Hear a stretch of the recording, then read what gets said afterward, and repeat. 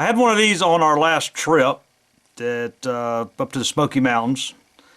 We had a 2-night, 3-day hike up into Kephart Shelter and Icewater Springs Shelter. It was a fantastic experience for me. I loved it. I was exhausted, but it was well worth it. And we were needing some sort of cordage to hold one of the tarps up on the shelter, and I pulled one of these Paracord Donuts out, and people seemed to like it, so I'm just going to do a quick video on how I made it. What this does is allows you to control your paracord however much you want to pull out, and gives you a way to keep it organized. Now, it's real easy to make. This is a daisy chain. Same principle. You've got your paracord on there and you just pull it out. And a lot of climbers use they use this technique to do their webbing for when they set anchors on their top roping and stuff. And it's really quick, as you can see, to take a fairly long strip of cord and just make a daisy chain out of it, and allows you to just throw it in your pack. It won't be tangled up as much. It's a lot harder to get tangled, but it's real quick. Then when you want a length of it, just pull out what you need,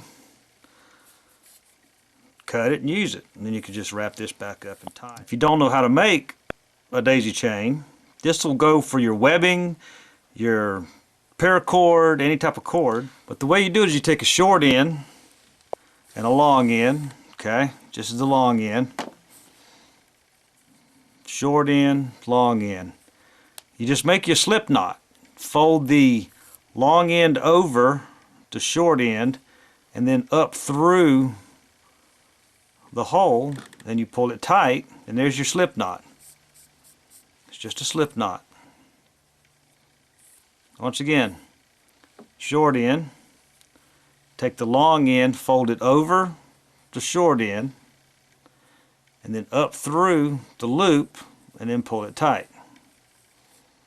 Now, continue on with the same technique, only you can make it quick by just putting your 2 fingers inside the loop, grab the long end, my tag end is short, it's right there, and pull through, and pull through, and pull through. And you can make these loops as tight or as loose as you want. Right now they're pretty loose. And you can take these and get down on it.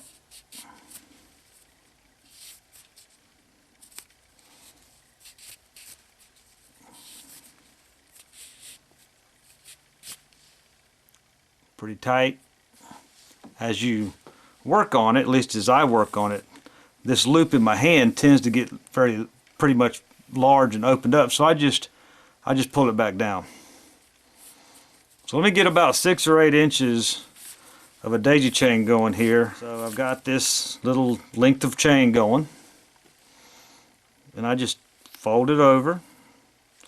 So I'll start out with that size of a hole. Now this one I made fairly large. This one will be a lot smaller as far as the interior opening.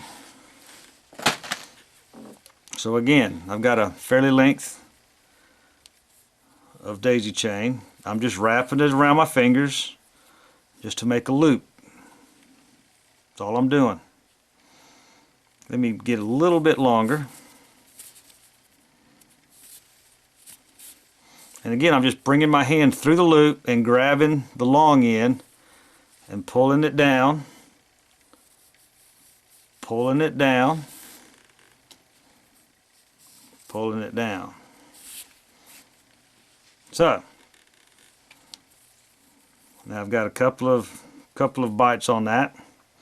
Now this is where it gets a little tricky, because you need to bring this long end up through the opening and then grab it just like you were doing before, only now the tag end, the long tag end, is through the opening here. As you can see, it's through the opening here, right?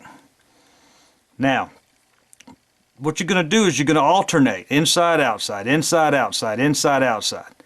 So this is inside. Now I'm going to bring it, I'm going to grab it, I'm going to tighten up my loop right there, and now it's on the outside. Bring up through the inside, grab it, pull on it, work with it, get it kind of tight.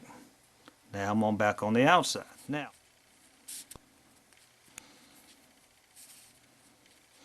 and if looks aren't important to you, then just get down in there and get it. You can just pull it this way and work with it. Now what's happening with my short tag end is just getting wrapped into the donut here.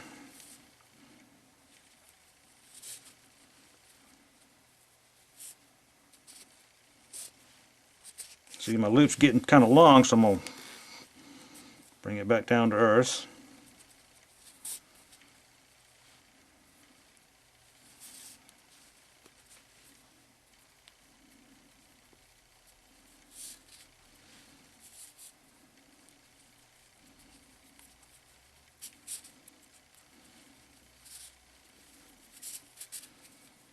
I'm not paying much attention to the aesthetics of it because I don't really care how it looks on this particular demonstration. My short tag end's getting shorter. I'm just trying to line it up, pull it tight.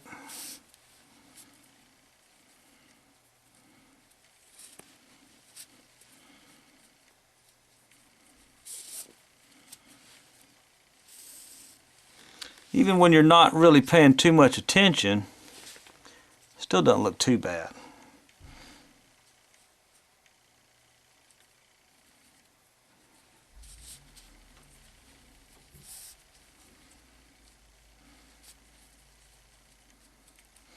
But you can play with the way that loop falls and get it to look just like you want it.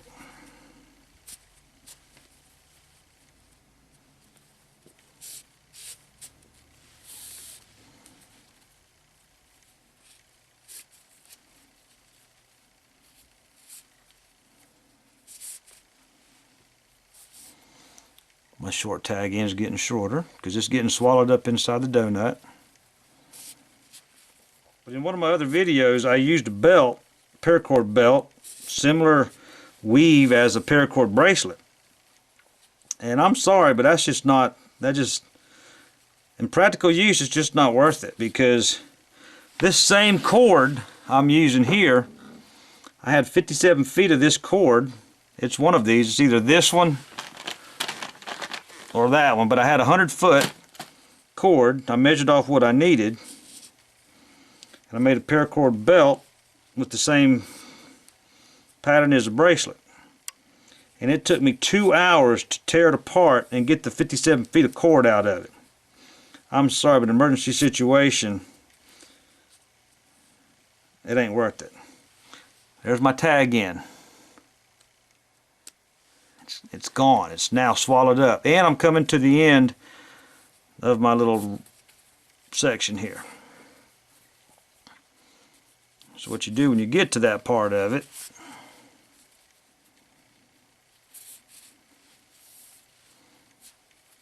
is you just keep going.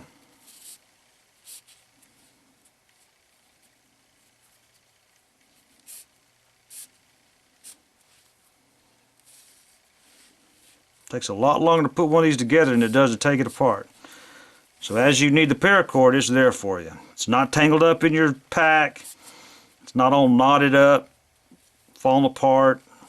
It's not woven into a belt or a bracelet where you got to spend a whole lot of time getting to the cord that you need for whatever reason. Make a shelter, throw up a rain fly, roll up a tarp and tie it together, repair a pack, whatever. You've got 50-something feet right there at your fingertips, literally.